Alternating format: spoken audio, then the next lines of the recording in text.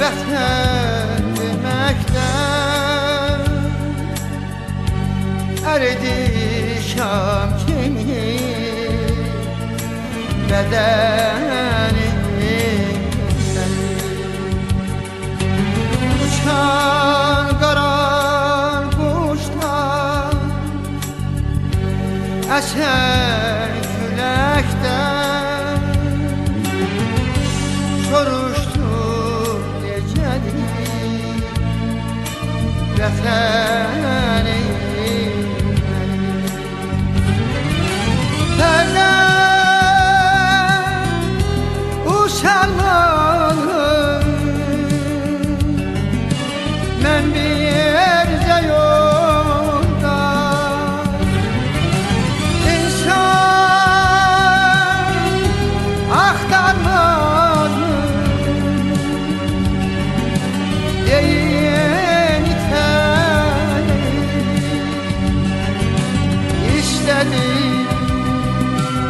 öteni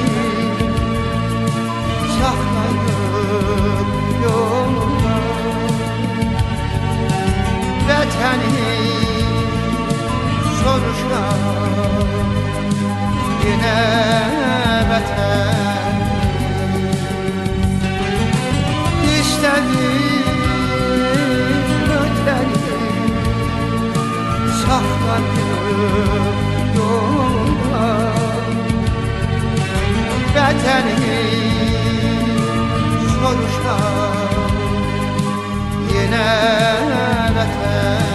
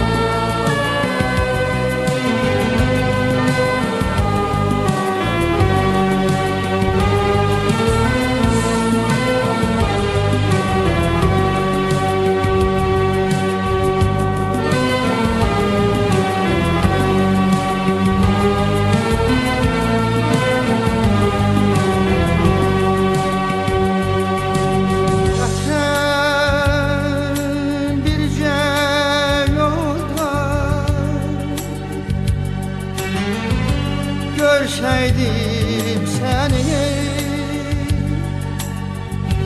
dünyanın hüsnünü sende duyardım. Kınamasaydılar dostlarım beni, adımı değişip vətən qoyardı. Hərdən bu sənlərim mən bir yerdə yolda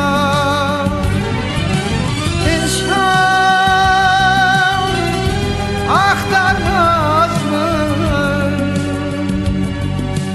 değil təni.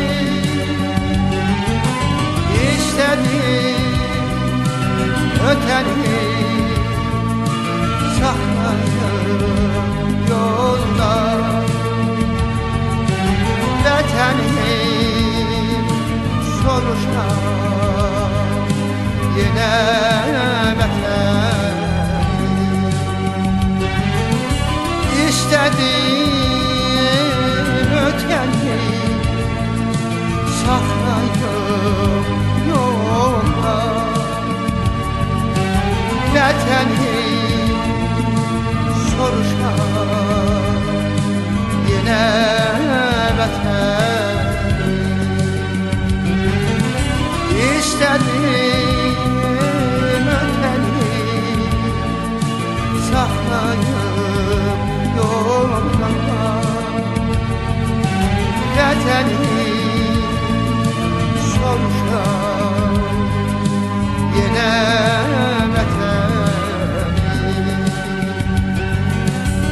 İstədim ötəni saxlayım yolda, vətəni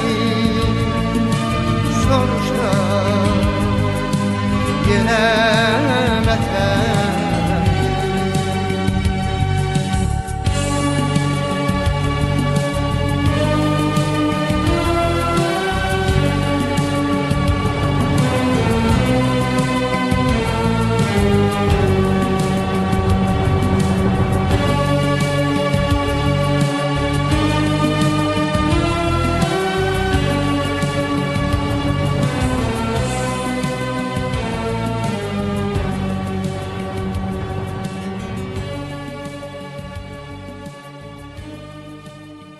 Sağ olun Samir müəllim, var olasınız. Abbasov Elbrus Uğurluoğlu 1980-ci il avqust ayının birində Qərbi Azərbaycanın Amasya rayonunun Erlərkən kəndində müəllim ailəsindən adam olmuşam. Ermənistanda Sovet hakimiyyəti qurulduqdan sonra Qars müqaviləsinin şərtlərinə görə Ağbaba mahalının 594,75 kvadrat vers ərazisinin 450 kvadrat versi Ermənistana verildi.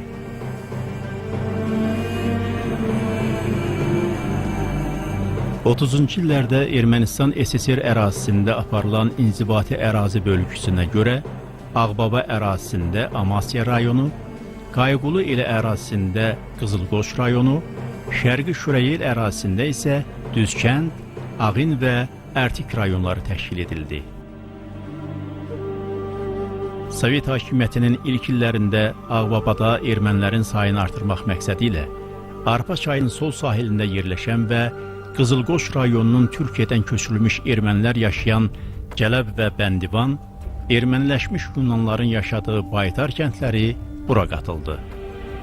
Bundan sonra rayon mərkəzi Amasyada da erməni məmurları məskunlaşmağa başladılar.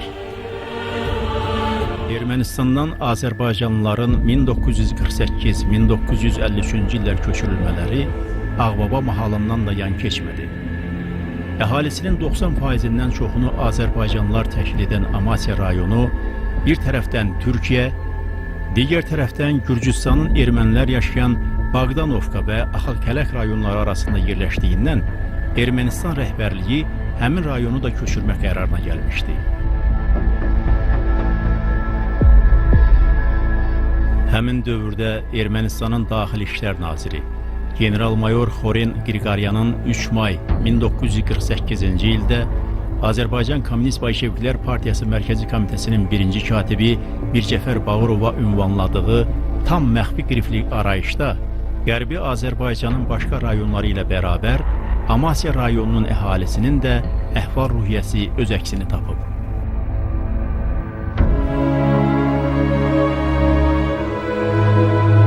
Stalinin ölümü ilə bu köçürülmə dalğası dayandırıldıqdan sonra Ağbabalıların bir qismi öz doğma yurtlarına dönə bildilər.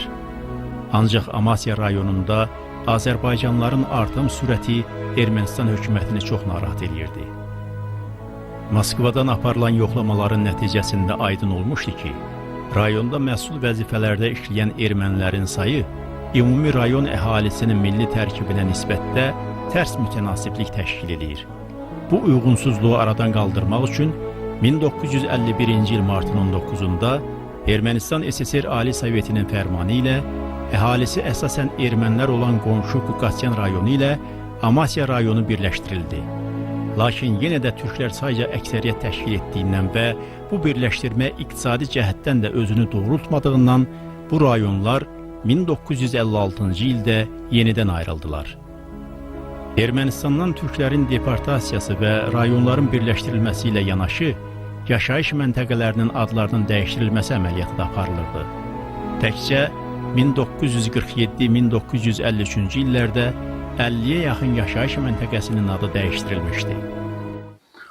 Atam Abbasov Uğurlu Əzizoğlu uzun illər müəllim və təhsil sahəsində məsul vəzifələrdə çalışmışdır. Atam qabaqcıl təhsil işçisi olmaqla Maarif əlaçısı döş nişanı, baş müəllim, metodist müəllim adlarına layiq görülmüşdür. Əmlərim də elm sahəsində öz sözünü demiş, tanınmış təhsil işçiləri, elm xadimləri və ziyalılardır. Əmim Xəlilov Vahid Əzizoğlu uzun müddət təhsil sahəsində çalışmış, sonralar uzun müddət müxtəlif tam orta təhsil məsələlərinə rəhbərlik etmiş, nümunəvi pedaqoji xidmətlərinə görə bir sıra mükafatlarla təltif olunmuşdur. Digər əmim Azərbaycanda təhsil sisteminin inkişafındakı xidmətlərinə görə Azərbaycan Respublikasının prezidenti tərəfindən tərəqqi medalı ilə təltif olunmuş publisist, dilşünas, Azərbaycan Yazıçılar Birliyinin üzvü, filologiya elmləri doktoru Profesor Buludxan Xəlilov sözün əsl mənasında elm sahəsində öz sözünü demiş, çoxlu sayda elmi pedaqoji kitabların və məqalələrin müəllifi olmuş, çoxlu sayda gənc alimlərin yetişməsində əlindən gələni etmiş, dilçi, türkoloq, İsmail Xadim kimi tanınmışdır.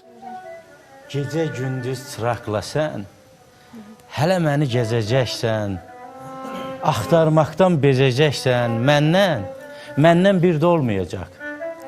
Başqa yaz, bahar gələcək, yağış yağıb qar gələcək, dünya sənə dar gələcək, məndən bir də olmayacaq. Düz qəddimi əyəcəksən, hayf ondan deyəcəksən, dizlərinə döyəcəksən, məndən bir də olmayacaq. Yatma belə, hələ oyan, getmə belə, hələ dayan, səni sevən, səni duyan, məndən bir də olmayacaq. Parsın görüm, sel mənə neylər, sənə qurban olsun bu şirin canım, qoy aparsın görüm, sel mənə neylər. Əmip ləblərindən qandığım, pərvanə tək, şam oduna yandığım, müşəmbələ, at dəryaya sandığım, qoy aparsın görüm, sel mənə neylər. Əlbət beləymiş qəzanın işi, gecə gündüz mən eylərəm təşvişi. Yusifi quyudan çıxaran kişi, qoy aparsın görüm, sel mənə neylər. Mən tahirəm sözümdeyim mərdana, şikayətim vardır qadir Sübhana, qoy sandığa, tulla məni ümmana, qoy aparsın görüm, sel mənə neylər. Digər əmim Zahid Əziz Azərbaycan Yazıçılar Birliyinin üzvü, şair, publisist kimi ədəbi aləmdə öz sözünü demiş, Ona yaxın kitabın və çoxlu sayda publisist yazıların müəllifidir. Onun yaradıcılığının ana xətti vətən, vətənpərvərlik təşkil edir. 1987-ci ildə Ellərkənd Gəncə 8 illik məktəbinin 1-ci sinifinə getmişəm. Məlum Qarabağ hadisələri ilə əlaqədar olaraq 2-ci sinifi bitirdikdən sonra öz doğma el-obamızdan qaçqın düşərək Bakı şəhərində məskunlaşmışıq. Mən çox kiçik yaşlarımda öz doğma el-obamızdan uzaq düşdüyümdən doğulduğum el-oba haqqında xatirələrim həddindən artıq azdır. Bakıda məskunlaşdıqdan sonra yaşa dolduqca babamın, nənəmin, atamın, anamın, əmilərimin və digər qohumlarımın söylədikləri xatirələr əsasında mən gözlərimin önündə mənim üçün doğma olan bir ağbaba yaratmışam. Əminəm ki, Ali Başkomandan möhtərəm prezidentimiz İlham Əliyevin rəhbərliyi altında biz Qərbi Azərbaycanımıza, o cümlədən ağbabamıza, doğma ellər oyğumuza qayıdacaq. İnanırıq ki, o gün uzaqda deyil. Əminəm ki, gün gələcək və Qərbi Azərbaycandan olan soydaşlarımız, onların yaxınları, uşaqları, nəvələri tarixi diyarımız olan Qərbi Azərbaycanlara qayıdacaqlar. Mən əminəm ki, bu gün gələcək və əminəm ki, Qərbi Azərbaycanlılar böyük coşqu və həvəslə öz doğma torpaqlarına qayıdıb orada yaşayacaqlar. Hörmətli Samir müəllim, Qursal TV rəhbərliyi əməkdaşlarına və sizə öz ailəmiz adından minnətdarlığımı bildirirəm. Arzu edirəm ki, yaradıcı TV kimi gələcək müsahibələrimizi Qərbi Azərbaycanda öz dədə-baba yurdlarımızda götürəsiniz. Çox sağ olun, təşəkkür edirəm.